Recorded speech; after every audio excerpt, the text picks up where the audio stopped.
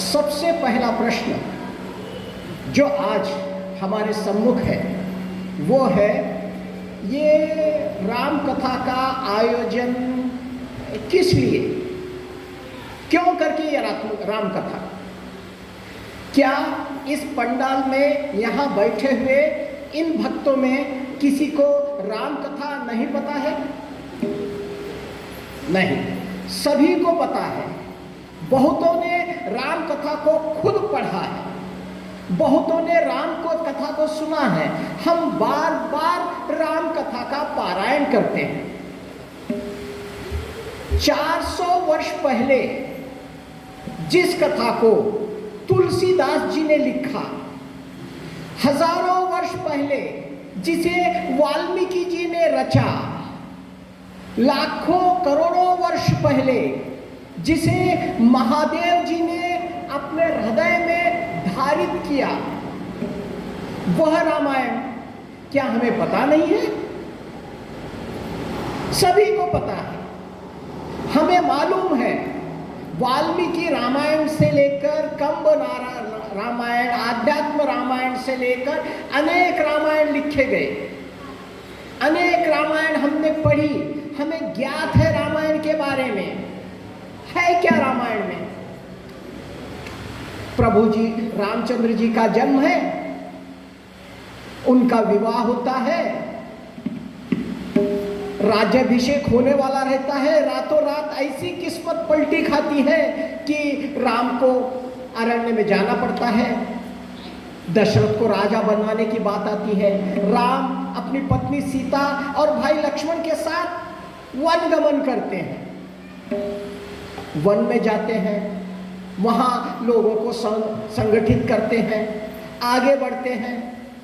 सीता माता का रावण के द्वारा अपहरण किया जाता है। माता के बिछुड़ने के बाद राम जी उद्वेलित होते हैं, सीता माता के तलाश में निकलते हैं, उसको खोज करते हैं, निकलते हैं, सुग्रीव जी से मिलते हैं।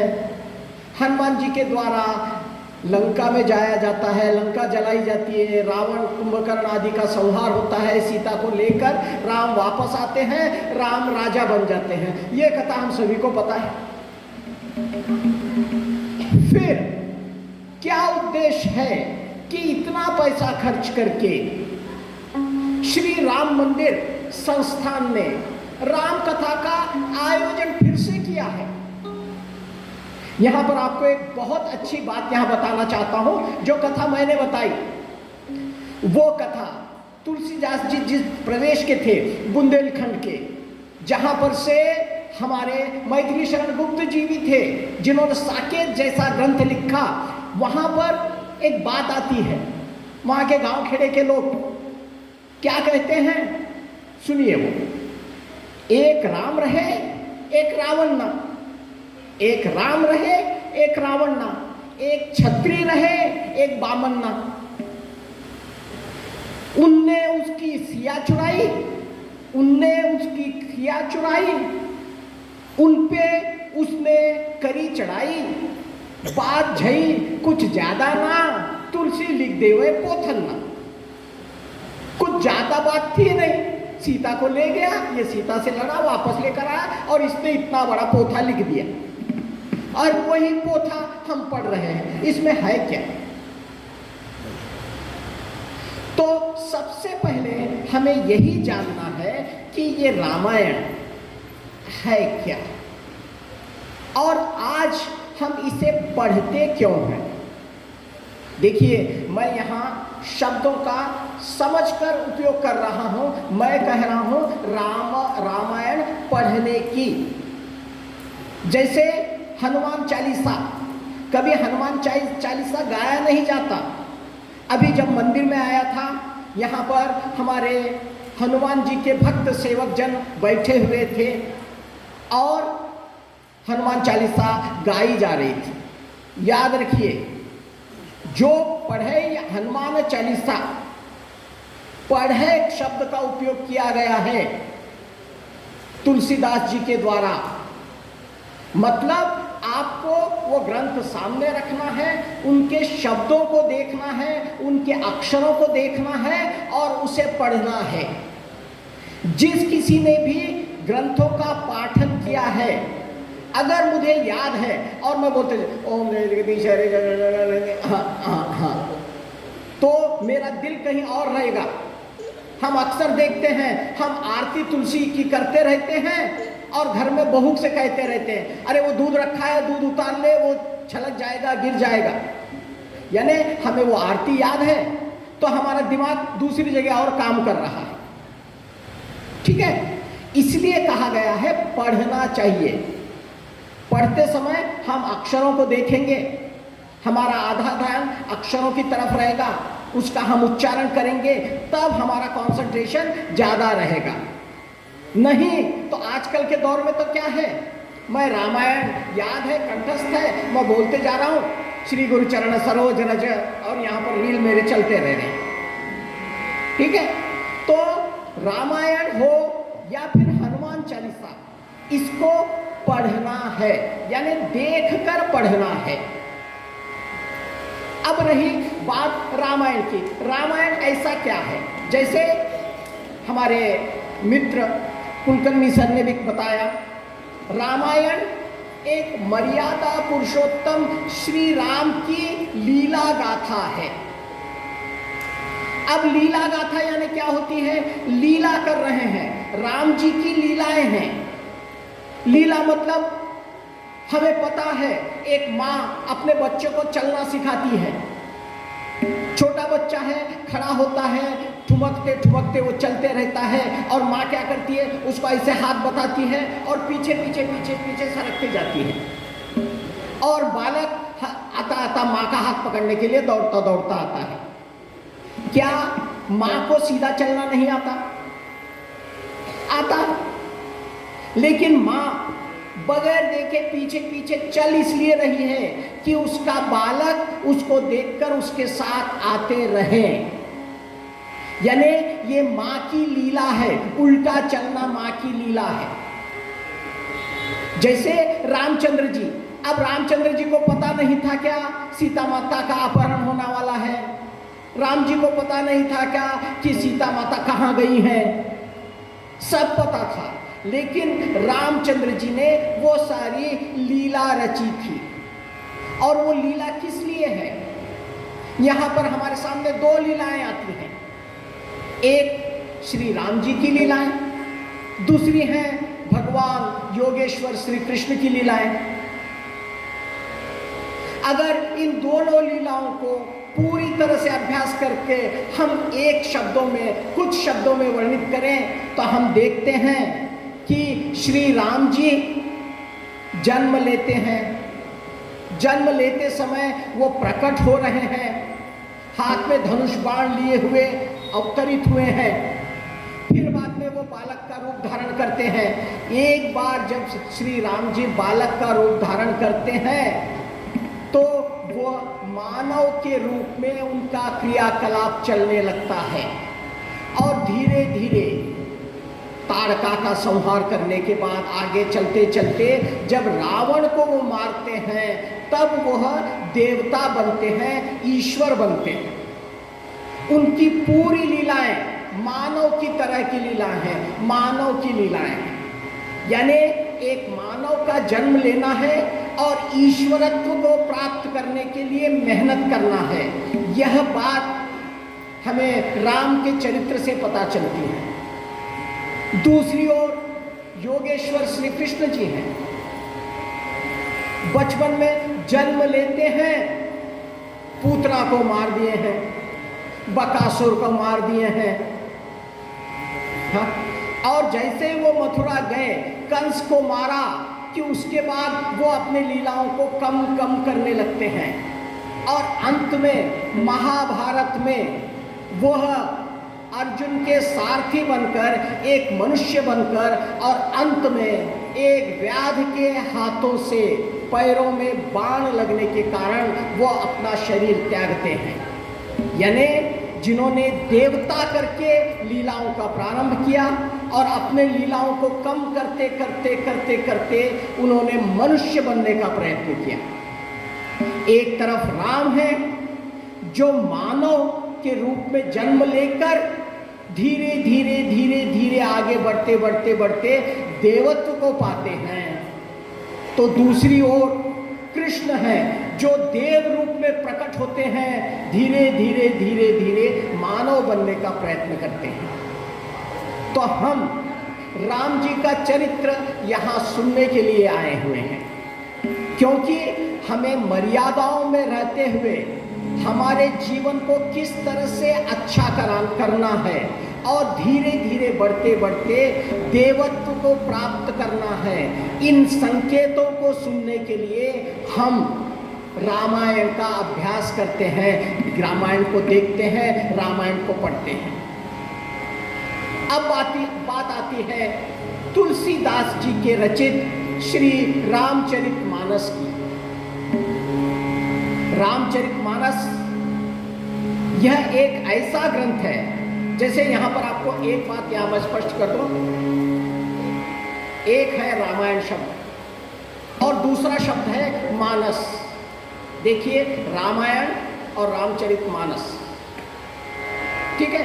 रामायण जैसे मैंने कहा वाल्मीकि रामायण है, आध्यात्म रामायण है, ठीक है, अनेक रामायण है, और यह रामचरितमानस है। रामायण का अर्थ क्या होता है?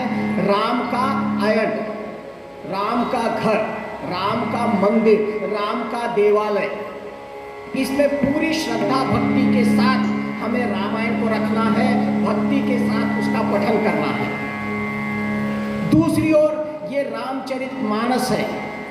मानस एक सरोवर के रूप में है। सरोवर का मतलब क्या होता है?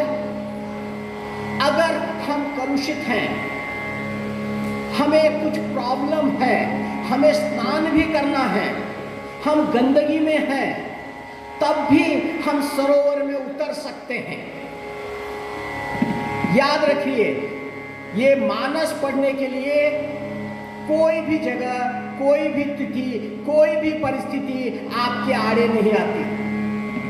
अब तक हम घर में कहते हैं रामायण निकालना भी है, अरे रामचरितमानस है भाई, स्नान करके ये करके बस अच्छी तरह से होके रामचरितमानस पढ़ो। तो मैं रामायण के लिए नहीं कह रहा हूं, मैं तुलसीदास विरचित रामचरितमानस के लिए कह रहा हूं। रामचरितमानस एक सरोवर है। जैसे सरोवर में यहां रामचरितमानस के 4 घाट बताए हुए हैं। जैसे किसी भी सरोवर में पुरातन काल में घाट हुआ करते थे। एक घाट होता था गौ घाट। गौ घाट यानी गायों का वगैरह किसी का भी आने का, एक सामान्य लोगों के आने जाने के लिए घाट हुआ करता था, उसको कहा जाता था गौ घाट। दूसरा घाट होता था राजघाट, जिसके ऊपर गांव के वीआईपी लोग, अच्छे अच्छे संभ्रांत लोग वही उस घाट में आते थे। तीसरा घाट होता था जिसको पनघट कहा जाता है। पनघट यानी वो जगह जहां पर गांव की वो स्त्रियां जो किसी पुरुष के सामने आना भी नहीं चाहती, ऐसे स्त्रियों के आने के लिए, वहां उतरने के लिए हुआ करता था पनघट। और चौथा घाट हुआ करता था सामान्य जन के लिए आने के लिए। इस तरह से 4 घाट जैसे किसी भी सरोवर में होते हैं, वैसे ही रामचरितमानस के भी 4 घाट बताए गए। अब वो कौन से घाट हैं? सबसे पहला घाट है जो मैंने कहा, पहले तो ये रामायण सबसे पहले अवतरित हुई भोलेनाथ शिव जी के हृदय में, इसीलिए उन्होंने उसको मानस कहा। हृदय में संजोए रखा। जब पार्वती जी ने श्रद्धा से पूछा तब उनको उन्होंने सुनाया। तो पार्वती जी को महेश ने जो कथा सुनाई वह एक घाट है। और उस समय जब पार्वती को ये कथा सुना रहे थे, तब काकभूषुंडी महाराज भी उस कथा को सुन रहे थे। फिर काकभूषुंडी से उस कथा को याज्ञवल्क्य ने जी भी सुना। और याज्ञवल्क्य ने जब भरद्वाज को सुनाया तो याज्ञवल्क्य और भरद्वाज का ये संवाद है, यह दूसरा घाट कहा जाता है। काकभुशुंडी ने जो गरुड़ महाराज को रामायण बताया तो वह एक घाट कहा जाता है। यानी काकभुशुंडी गरुड़ जी को रामायण की कथा सुना रहे हैं, जो उन्होंने सुनी थी महेश के द्वारा, शंभू के द्वारा। और चौथा घाट जो है वह है तुलसीदास जी के द्वारा अपने संत जनों को सुनाया हुआ रामायण। तो रामायण के ये 4 घाट हैं। एक ज्ञान घाट है, एक कर्म घाट है, एक पूरी तरह से दैन्य घाट है, एक श्रद्धा घाट है। इनके अनुसार इस रामचरितमानस में बार बार यह ऐसे प्रसंग आते हैं जिसमें हमें कभी लगता है ये श्रद्धा की बात करता है, पूरे समर्पण की बात करता है, कभी कभी लगता है इसमें तो ज्ञान की बातें चल रही हैं। जब कभी पार्वती और शिव जी का संवाद का संकेत आता है तब ज्ञान की बातें होती हैं। इस तरह से यह रामायण आज के दौर में भी हमें प्रेरणा देने वाला एक महान ग्रंथ है।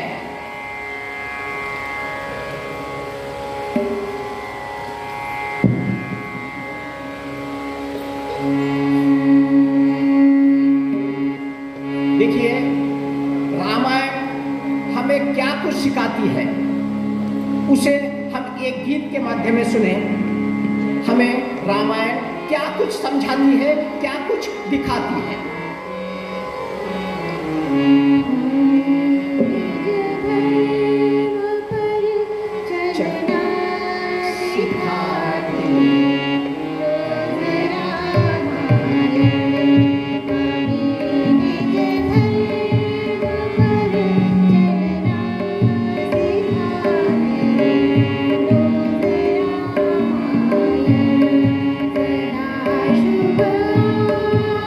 Thank you.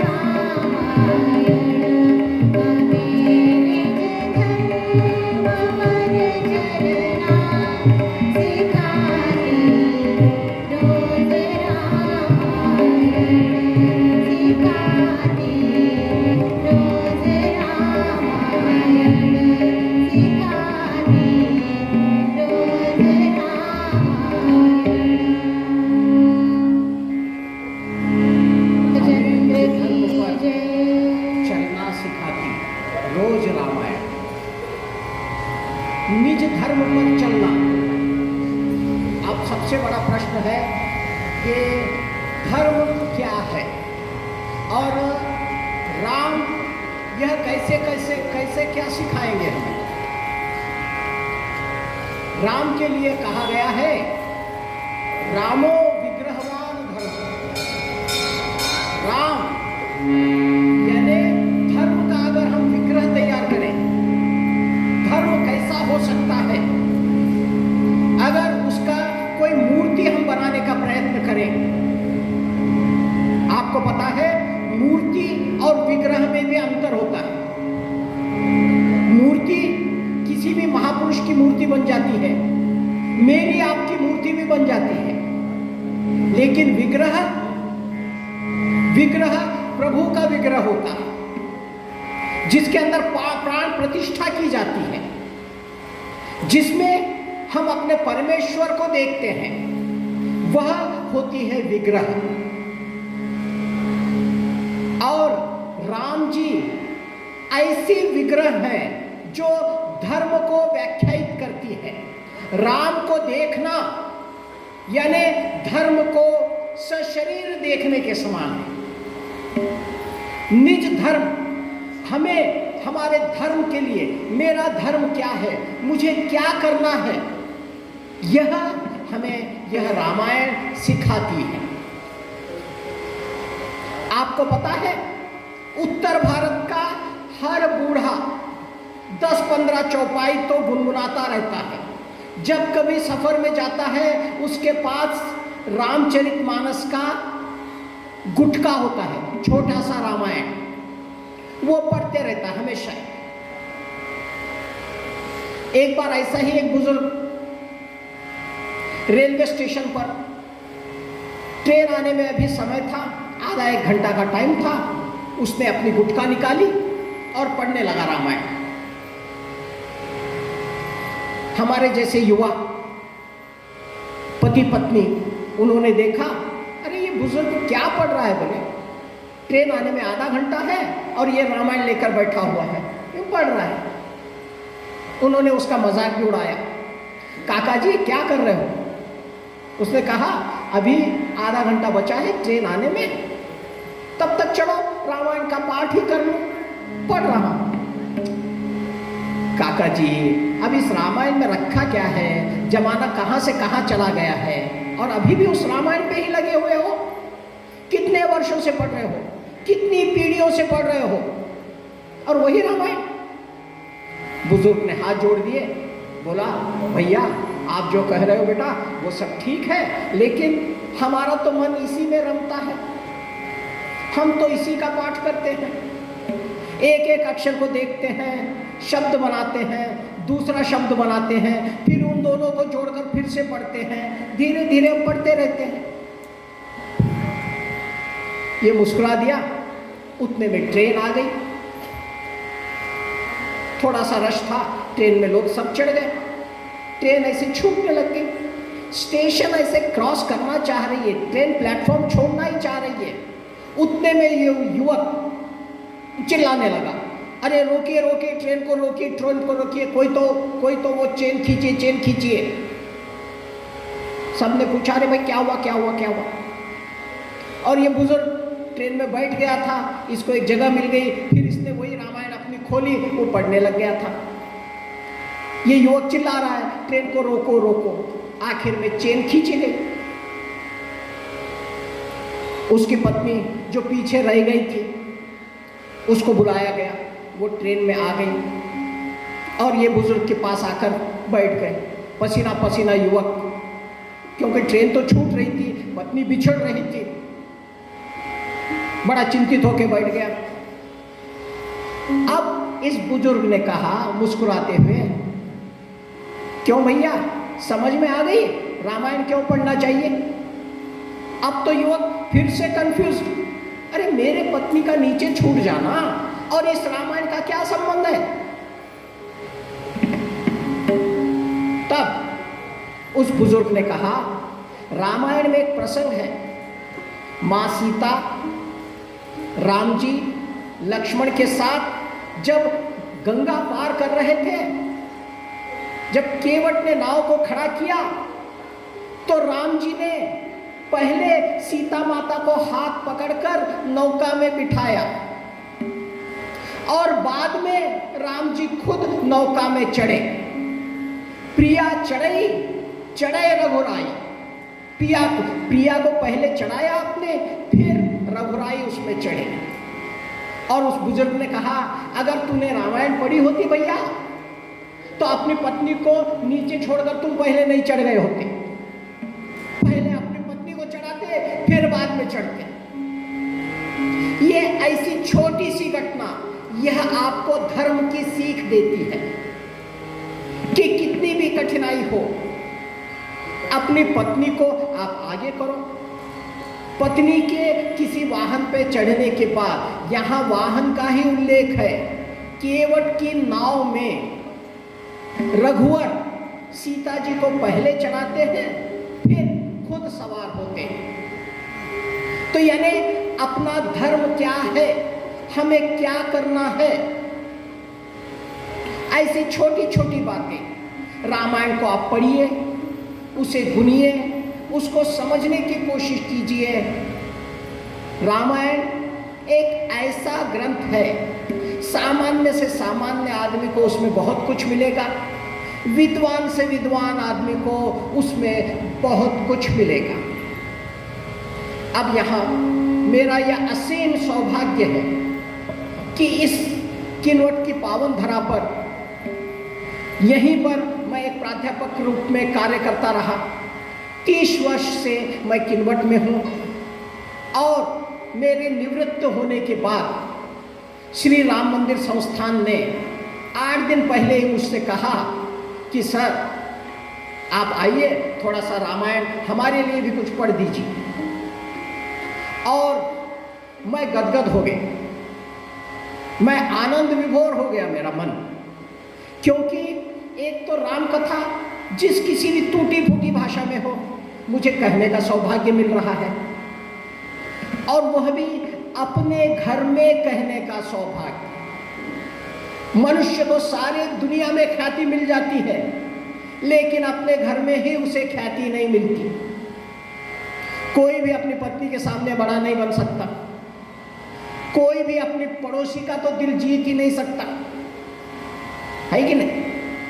हर एक का अपने पड़ोसी से कुछ ना कुछ खटपट चल ही रहा होगा, ठीक है। लेकिन मेरा सौभाग्य है कि माहुरगढ़ के यहाँ नीचे, जहाँ पर माता रेणुका परशुराम जी का वास है, ऐसी जगह पर इस पुरातन मंदिर के परिसर में मुझे राम कथा कहने का सौभाग्य मिला है। राम कथा, हरि कथा अनंता, अनंत है, इसको कितना भी बखान करो उतना ही कम है। जैसे रामायण, राम कथा, यह रामचरितमानस, रामचरितमानस में आप देखेंगे कि किसी भी ग्रंथ का एक मंगलाचरण हुआ करता है, यानी यह कहा जाता है कि भाई हमारे ग्रंथ को पूरी तरह से, अच्छी तरह से संपन्न होने में ईश्वर की मदद चाहिए, उसके लिए हमेशा मंगलाचरण किया जाता है। देखा जाए तो वाल्मीकि रामायण में भी मंगलाचरण है, लेकिन बस एक श्लोक का मंगलाचरण है। अनेक ग्रंथकार हैं, वो पहला एक श्लोक या पहला एक दोहा, एक चौपाई मंगलाचरण के रूप में समर्पित करते हैं और आगे चल जाते हैं। लेकिन गोस्वामी तुलसीदास जी, मंगलाचरण से उनका मन ही नहीं भर रहा है। देखा जाए तो यह भाषा में लिखी गई, अवधि में लिखी गई रचना है, लेकिन लगता है तुलसीदास जी भी संस्कृत से अपना मोह दूर नहीं कर पाए। तो पहले 7 श्लोक उन्होंने उन्होंने संस्कृत के लिखे हैं, जिसमें उन्होंने मंगलाचरण किया है, और उसके बाद एक 5 सोरठे लिखे हैं, उसके बाद तो दोहे चौपाई की ऐसी लाइन लगाई हुई है कि अगर आप पुस्तक में देखें तो कभी करीब करीब 25-30 पेजेस पे आप देखेंगे सबके लिए वंदना कर रहे हैं, सभी का वंदना करते हैं, सभी का मंगलाचरण करते हैं, सभी से अपेक्षा करते हैं कि मेरा ग्रंथ ये पूरा हो, अच्छी तरह से पूरा हो। जैसे ही ग्रंथ पूरा हो और उतना ही उसका प्रचार प्रसार हो। और शायद तुलसीदास जी के इस लंबी मंगलाचरण का ही प्रभाव है आज अनेक रामायणों में से सबसे ऊपर है तुलसी की रामचरितमानस। शायद हर देवी देवता ने इनको भर भर के आशीर्वाद दिया है और यह सभी रामायणों में से सबसे ऊंची जगह पर है। आज जैसे कि हमें शुरुआत करने में थोड़ी सी देर हुई, आप चिंता मत कीजिए, 5 दिन का भी रामायण है तो हम सभी प्रकरण कवर करेंगे। जैसे मैंने कहा, रामायण कहने के लिए तो 10 मिनट में हम रामायण कह देंगे, ठीक है। तो लेकिन रामायण का जो बाल कांड है, ये जो बाल कांड है ये इतना लंबा चौड़ा है, इतनी बातें राम बालकांड में बताई गई हैं। 9 दिन का रामायण जब कोई पाठ करता है तो 3 से 3.5 दिन तक बालकांड चलता रहता है और बालकांड में रामायण की मुख्य कथा का प्रारंभ भी नहीं होता है, ठीक है।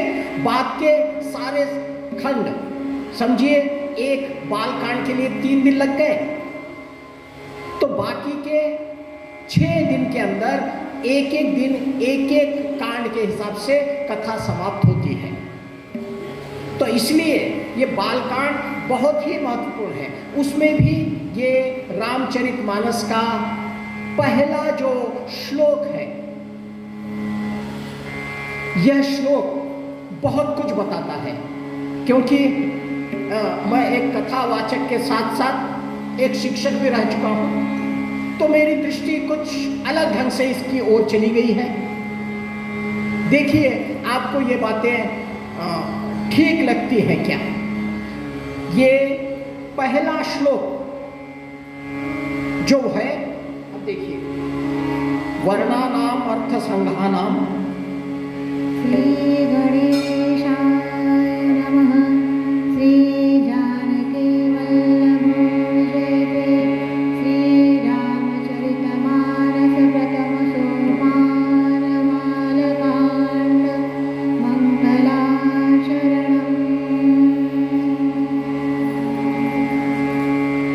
वर्णानाम् अर्थसंघानां रसानां छन्दसामपि मंगलानां च कर्तारो वन्दे वाणी विनायको। देखिए, यह पहला श्लोक है वर्णानाम अर्थ संघानाम, यानी पहला शब्द जो है वर्ण है। वर्ण, वर्ण यानी अक्षर, या वर्ण यानी एक समाज का घटक। जैसे हम कहते हैं ब्राह्मण वर्ण, क्षत्रिय वर्ण, वैश्य वर्ण, शूद्र वर्ण, ठीक है।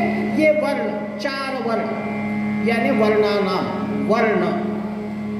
अगर मैं इस रामायण का अंतिम श्लोक देखूं तो वो श्लोक समाप्त होता है वह भी मानवा से।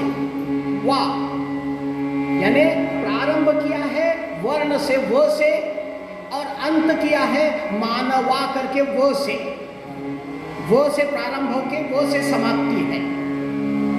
अंतिम श्लोक क्या है वो पंक्तियां पढ़िए। श्रीमद् रामचरितमानसमिदं भक्त्या वगाहन्ति ते संसारपतङ्गघोर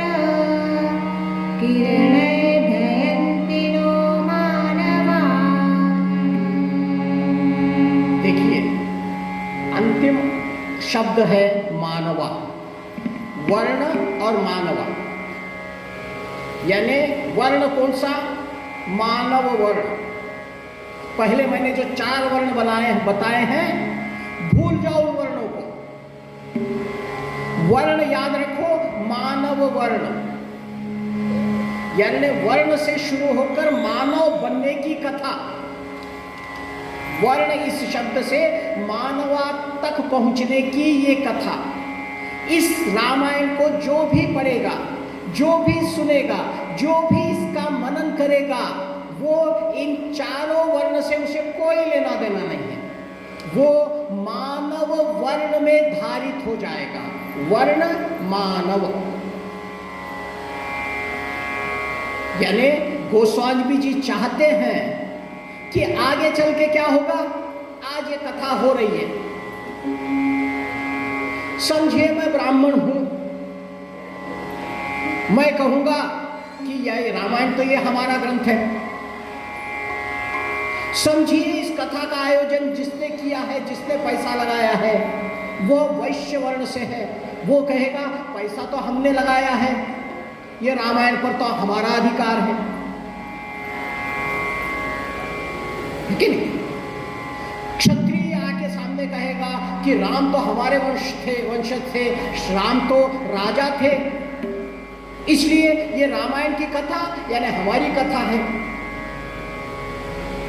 और अंतिम चौथे वर्ण वाले क्या कहेंगे? राम जी को जब आपने त्याग दिया था, वनवास में आ गए थे, तब वो हमारे साथ रहे, हमने ही उनको खिलाया पिलाया, उनको सीता को पाने में हमने ही मदद की, इसलिए ये रामायण हमारा ग्रंथ है। मुझे लगता है गोस्वामी जी को ऐसा कुछ संकेत मिल गया था। ऐसा नहीं होना चाहिए, यानी ये ग्रंथ मानव वर्ण के लिए लिखा गया है। इस पे किसी भी वर्ण का कोई अधिकार नहीं है। और मैं ये दावे के साथ कह सकता हूं, धार्मिक पुस्तकों में सनातन धर्म ही एक ऐसा ग्रंथ है, ऐसे पुस्तकें हैं जो मानव बनने की प्रेरणा देती हैं। इसमें कोई भी बात ऐसी नहीं है जो हम पर लागू है और किसी और धर्म के व्यक्ति पर लागू नहीं है। ये मानव बनाने का, ये धर्म का मार्ग बताने वाला यह पावन ग्रंथ है। पहले 7 श्लोक हैं। अब हम आते हैं 7 ही श्लोक क्यों भाई?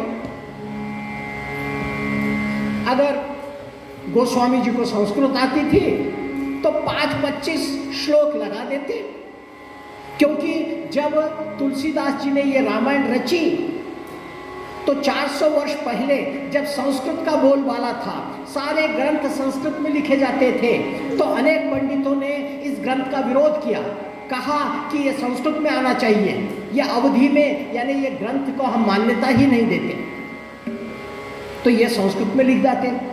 लेकिन इन्होंने 7 श्लोक संस्कृत में लिखे हैं। लगता है हर एक कांड के लिए 1 श्लोक इन्होंने समर्पित कर दिया है। एक कांड 1 श्लोक, संस्कृत का 1 श्लोक। और राम जी का अवतार, हम भगवान विष्णु के 10 अवतार मानते हैं। राम जी का अवतार कौन से नंबर पर आता है? 7वां अवतार। तो राम जी का अवतार 7वां अवतार, इसलिए 7 श्लोक दिए गए। राम जी की राशि कौन सी? राम जी की राशि कौन सी राशि?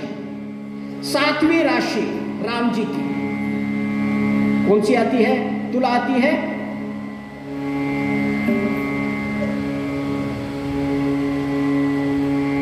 तुला राशि, राम जी की राशि तुला राशि। तो इसलिए कहते हैं राम जी के लिए 7 श्लोक उन्होंने दिए गए। और रामचरितमानस के जो चौपाइयाँ हैं, जो सोरठे हैं, जो भी छंद हैं, कहा जाता है ये 7 सुरों में किसी भी राग में गाए जा सकते हैं। इन 7 स्वरों को पकड़ने के लिए 7 श्लोक दिए गए हैं। और पहले श्लोक में जैसे वाणी और विनायक दोनों की प्रार्थना उन्होंने किए हैं। कहा है कि मंगलानाम चार करता रहो, वंदे वाणी विनायको, यानी वाणी सरस्वती माता और विनायक श्री गणेश, यानी वाणी की देवता सरस्वती माता। यानी शब्द तो है, भाषा तो है, लेकिन अगर उसमें गणेश जी का विवेक नहीं होगा तो वो संभव नहीं होगा। इसलिए एक ही श्लोक में वाणी और विनायक इन दोनों को संबंधित करते हुए पहला श्लोक इन्होंने लिखा है। आगे के कुछ श्लोक पढ़िए।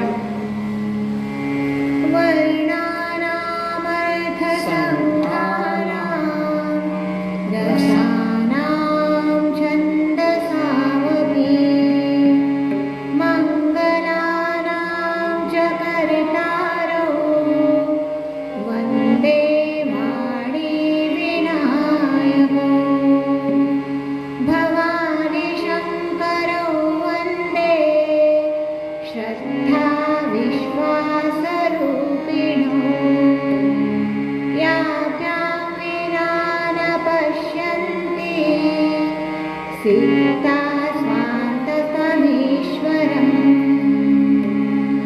वन्दे बोधमये नित्यं गुरुं शङ्कररूपिणम् यमाश्रितो हि वक्रोऽपि चन्द्रः सर्वत्र वन्द्यते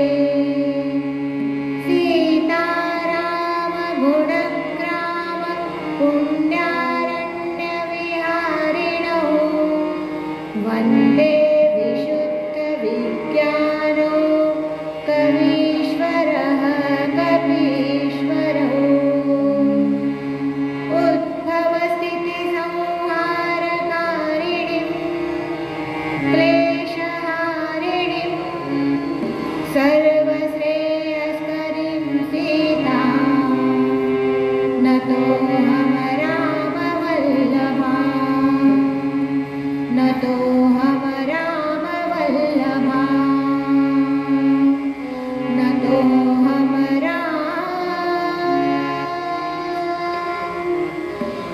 रामवल्लभा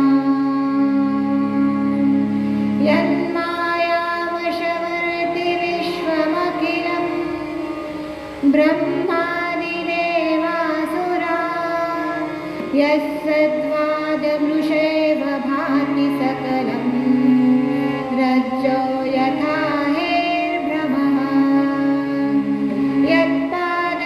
यत्पादप्लवमेकमेव हि भवाम्बोधे स्थितिर्षावतां वन्देऽहं तमशेषकारणपरम्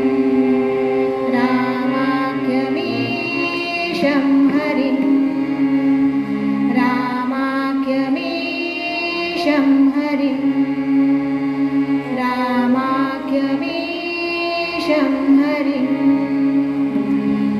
नानापुराणनिगमागम सम्मतं यद रामायणे निगदितं क्वचिदन्योऽपि स्वान्तः सुखाय तुलसीरघुनाथगाथा भाषानिबन्धमतिमञ्जुलमातनोति भाषानिबन्धमतिमञ्जुलमातनोति भाषानिबन्धमतिमञ्जुलमातनोति जो सुमिरत सिद्धि होय। 7 श्लोक हो गए। अब ये 7 जो संस्कृत के श्लोक हैं उसे मैं संक्षेप में कुछ मुद्दे जो मुझे बताने हैं मैं उन्हीं बात करूंगा। दूसरे श्लोक में भवानी और शंकर इन दोनों की वंदना की गई। भवानी शंकरो और उनको जोड़ा गया है श्रद्धा विश्वास रूपिणी, यानी भवानी ये श्रद्धा का रूप है और शंकर विश्वास का रूप है। विश्वास जो कभी टूटता नहीं, डगमगाता नहीं है, और श्रद्धा, श्रद्धा हमें किसी पर लाना पड़ता है जबरदस्ती, और एक बार श्रद्धा आ गई और श्रद्धा अगर ज़्यादा बढ़ गई, घनीभूत हो गई, तो वो विश्वास में परिवर्तित होगी। विश्वास अटल होता है, श्रद्धा डगमगा जाती है। इसलिए श्रद्धा के साथ अंधश्रद्धा की भी बात आती है, लेकिन विश्वास कभी अंधविश्वास नहीं होता।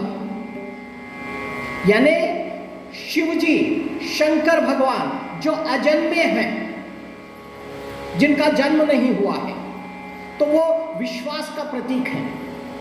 और श्रद्धा जो माँ भवानी है, उनको पार्वती के रूप में पर्वतराज के घर में जन्म लेना पड़ता है, श्रद्धा को जन्म लेना पड़ता है, और विश्वास, हमारे मन का विश्वास सनातन होता है, श्रद्धा थोड़ी बहुत कम ज़्यादा होती है।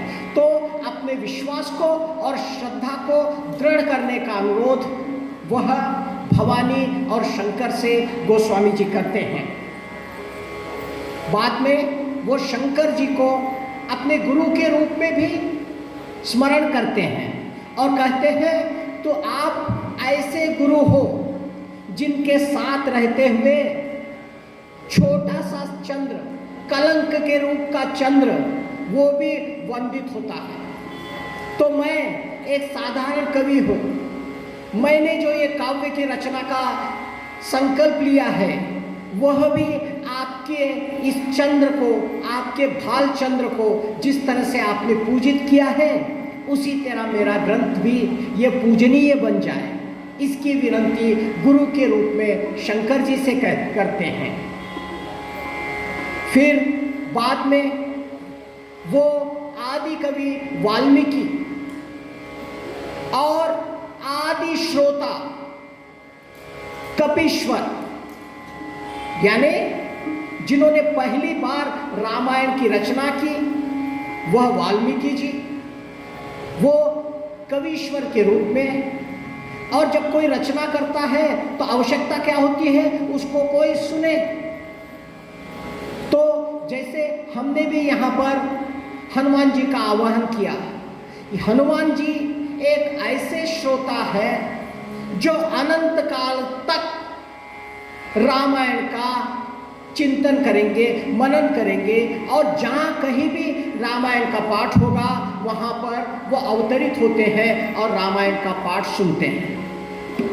तो कपीश्वर और कवीश्वर दोनों की वंदना की है।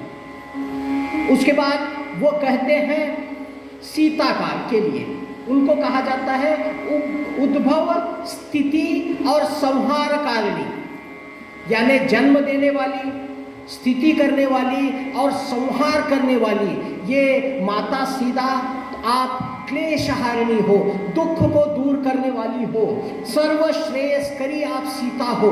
लेकिन गोस्वामी जी उन्हें वंदे कब कर रहे हैं?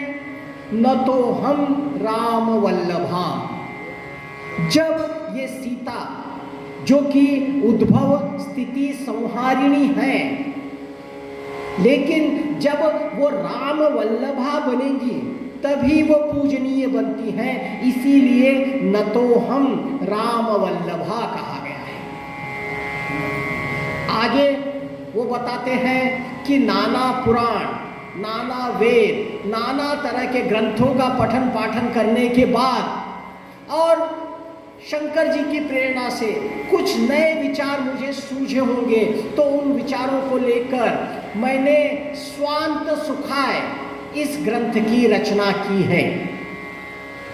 यानी तुलसीदास जी ने ग्रंथ की रचना स्वांत सुखाय की है, अपने खुद के सुख के लिए की है। लेकिन यही स्वांत सुखाय बाद में चल के लोकहिताय बन गई है, लोक का मंगल करने वाली यह रामचरितमानस हो गई है। इसीलिए रामचरितमानस का पाठ करते समय वक्ता को भी अंतकरण के सुख के लिए, अपने मन के बोध के लिए और वाणी को पवित्र करने के लिए ही इस ग्रंथ का पठन करना है। किसी को दिखाने के लिए नहीं, किसी को बताने के लिए नहीं, अपनी ख्याति के लिए नहीं, अपने मन की शांति के लिए, अपने मन को आनंद देने के लिए हम यहाँ पर रामचरितमानस का पाठ करते हैं। जैसे इस श्लोक में आया, उद्भव स्थिति संहारकारिणी। तो अभी नवरात्र चल रही है, चैत्र नवरात्र का आज दूसरी माला है। माँ ब्रह्मचारिणी को हम नमन करते हैं और एक माता भवानी के लिए, अम्बा माता को याद करते हुए एक भजन हो जाए, जिससे कि नवरात्र भी हमारी सफल हो जाए।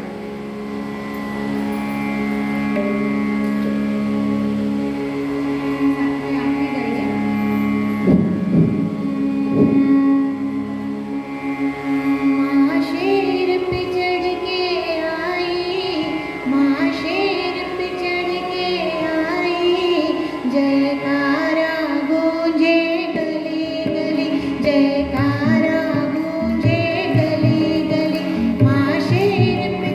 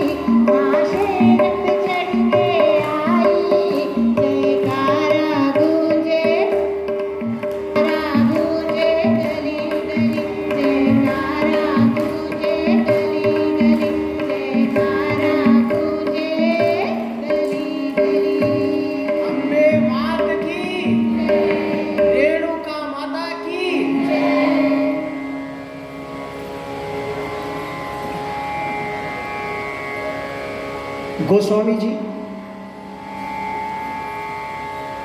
अपने मंगलाचरण को आगे बढ़ाते हुए सोरठों पर आते हैं और सोरठों के अंतर्गत फिर से वो गणनायक गणेश जी का आवाहन करते हैं। बाद में वो आवाहन करते हैं क्षीर सागर शयन भगवान विष्णु का, और उसके बाद जिसके पास वो आते हैं वो मैं पढ़ना चाहूँगा। कुंद इंदु समदेव।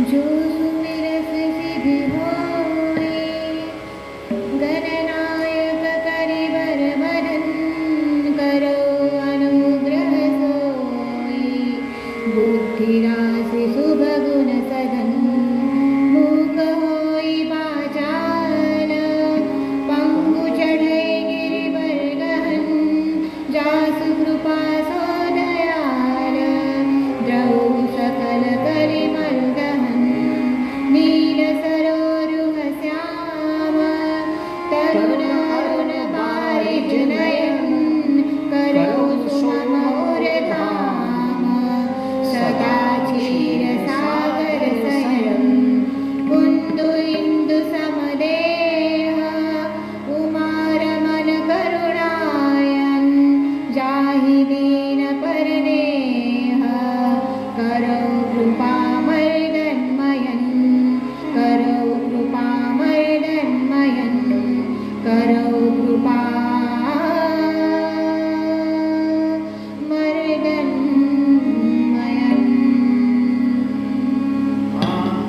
इस सोरठे को मैं थोड़ा सा विशेष करके इसलिए ले रहा हूँ कि मैंने अक्सर देखा है, चित्रों में देखा है, बहुत जगह देखा है मैंने कि हम शिव जी का चित्र बनाते हैं तो उन्हें पूरी तरह से नीला बना देते हैं, श्याम वर्ण बना देते हैं शिव जी को। देखिए यहाँ पर गोस्वामी जी लिख रहे हैं कुंद इंदु समदेह, कुंदेंदु के समह देह, यानी सफेद पुष्प की तरह जिनकी देह है। जैसे हम आपको विशेष रूप में याद होगा कर्पूर गौरम, कर्पूर जैसा होता है कपूर, कर्पूर के जैसे गौर वर्ण है शिव जी। शिव जी के लिए कहा जाता है पूर्णिमा के चंद्रमा के समान जिनकी देह है, यानी एकदम से शुभ्र कांतिमय, यह शिव जी का अवतार है। इसीलिए जब उन्होंने हलाहल विष का पान किया तो उनका गला नीला दिखाई दे रहा है, लेकिन हम पूरे शिवजी महाराज को नीला कर देते हैं, ठीक है। और विशेष करके ये कर्पूर गौरम के बारे में तो क्या ही कहने, मैंने अनेक घरों में देखा है कर्पूर आरती करना है, कापूर आरती करना है तो कर्पूर गौरम, कर्पूर गौरम, कर्पूर गौरम, कर्पूर गौरम करुणावतारम, संसार सारम भुजगेन्द्रहारम, सदा वसंतं हृदयारविन्दे, भवं भवानी सहितं नमामि। यानी कर्पूर गौर जो हैं, कपूर की जगह जैसे गोरे शिवजी हैं, उनको भवानी के साथ हम प्रणाम करते हैं। कर्पूर गौरम यह है, वो कापूर आरती नहीं है, उसके अंदर एक शब्द दिखा हमें कर्पूर, कि हमने जैसे कापूर लगाई कर्पूर गौरम करुणावतारम, ठीक है। तो थोड़ा सा ध्यान रखिए, कर्पूर आरती आप कोई दूसरी गाइए, ये कर्पूर लगा के आप गाते हो, कम से कम ये समझिए कि ये कर्पूर गौरम यानी हम शिव जी के लिए कह रहे हैं जो कपूर की तरह गौर वर्णी है, और उन गौर वर्णीय शिव जी को भवानी माता के साथ हम श्रद्धा पूर्वक प्रणाम करते हैं। तो यहाँ पर कुंद इंदु समदेह जिनकी है, ऐसे मर्दन जो कामदेव को भस्म करने वाले, उन्हें हम यहाँ पर प्रणाम कर रहे हैं और हमारे ग्रंथ के लिए आशीर्वाद मांग रहे हैं। जैसे आपको पता है, हमने कहा कि पहले इस ग्रंथ को किसने सोचा था? पहले शिव जी ने इस ग्रंथ को अपने दिल में बैठाया, अपने मानस में उसको अवतरित किया। और दूसरे कहा जाता है हनुमान जी ने भी सबसे पहले रामायण लिखी थी, हनुमान रामायण। जब वो कैलाश पर्वत पर थे, ऋष्यमुख पर्वत के काट काट कर उन शिलाओं पर अपने नख से, अपने नाखूनों से हनुमान जी ने रामायण उकेरी थी। और जब वाल्मीकि जी ने रामायण की रचना की, वो रामायण लेकर वो शिव जी के पास गए, उनको समर्पित करने के लिए गए। तब उन्हें हनुमान जी मिले। हनुमान जी ने वाल्मीकि रामायण देखी, उसको पढ़ लिया, और वाल्मीकि जी ने भी हनुमान जी के रामायण को पढ़ लिया। अब वाल्मीकि जी परेशान हो गए, मैंने इतनी मेहनत करके मैंने रामायण की रचना की, और ये हनुमान जी की रामायण तो अद्भुत है। अब हनुमान जी को तो रामायण कहने की बहुत आदत है। हमें पता है, जब वो लंका गए थे तब विभीषण के घर पर जाकर उन्होंने रामायण का गान किया था। अशोक वाटिका में गए, सीता जी के सामने मुद्रिका फेंकी, उतर कर नीचे आए, फिर से राम कथा का गान करने लग गए। उसके बाद उन्होंने रामायण की रचना की, तो उनकी रामायण तो अद्भुत ही होगी, जो कि सर्व सिद्धियों के दाता हैं, सर्व सिद्धि दातक हैं। ऐसे हनुमान जी की रामायण तो अद्वितीय होगी। अब वाल्मीकि जी को परेशान देखकर हनुमान जी ने कहा, प्रभु आप परेशान मत होइए करके उन्होंने अपनी सारी रामायण को उठाया, अपने कंधे पे लिया, दूसरे कंधे पे वाल्मीकि जी को बिठाया, और वह ग्रंथ यानी उन शिलाओं को लेकर वो समुद्र के बीच में गए और उन्होंने अपनी रामायण को वहाँ समर्पित कर दिया। और वाल्मीकि जी से कहा, आपकी रामायण अद्भुत है, अब यही रामायण लोक कल्याण के लिए उसका उपयोग होगा। मैंने मेरी रामायण को तिरोहित कर दिया। ऐसे हनुमान जी उसके बाद से हर जगह मेरे जैसा अज्ञानी भी अगर राम कथा कहता है तो बड़ी तन्मयता से वे श्रवण करते हैं, ऐसा विश्वास हमें है। तो ऐसे राम कथा के मंगलाचरण में हम कुछ सोरठे और कुछ श्लोकों तक पहुँचे हैं। जैसे कि अभी देखिए फ़ोन आ चुका मुझे कि अब हम यहाँ पर आज विश्राम करेंगे, कल कथा 7 बजे प्रारंभ करेंगे। अगर इधर के भक्तजन उसी समय अगर हनुमान चालीसा का पाठ कर रहे हैं तो अच्छी बात है, अन्यथा क्योंकि पहले हनुमान चालीसा लिखने के बाद ही तुलसीदास जी ने रामायण को लिखना प्रारंभ किया था, तो एक संकेत हुआ करता है हनुमान चालीसा का पाठ यहाँ पर हो। 5-7 मिनट में हनुमान चालीसा का पाठ होता है, उसके बाद रामायण शुरू होती है। लेकिन अगर हमारे राम सेवक यहाँ पर हनुमान चालीसा का पाठ करेंगे तो हम आगे चलेंगे। लेकिन अभी हम इस कथा को यहाँ विराम देते हैं और फिर से हनुमान जी को हम वापस उनके लोक पर भेजने के लिए बात करते हैं। कथा को विसर्जित करते हुए फिर से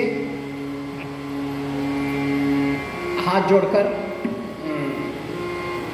और इसके बाद आरती का जो भी बंदोबस्त होगा वो होगा।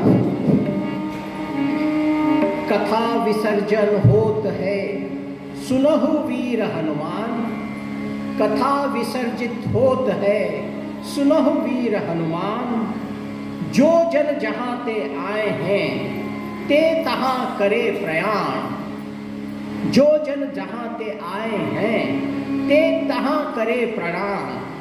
रामायण वैकुंठ में आप करो विश्राम।